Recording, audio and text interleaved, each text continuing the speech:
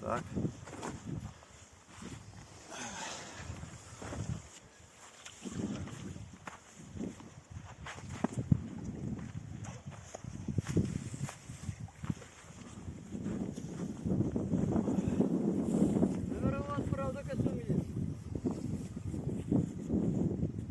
Сейчас вам покажу, как надо ловить рыбу без костюма. О, холодная вода. Ух.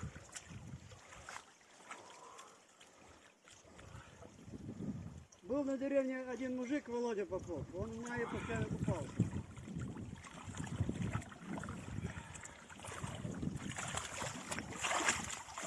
Вся живая, хорошая.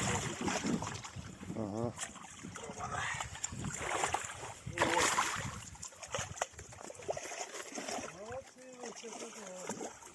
Это вы сегодня приехали, да? Вот мы наловили с утра.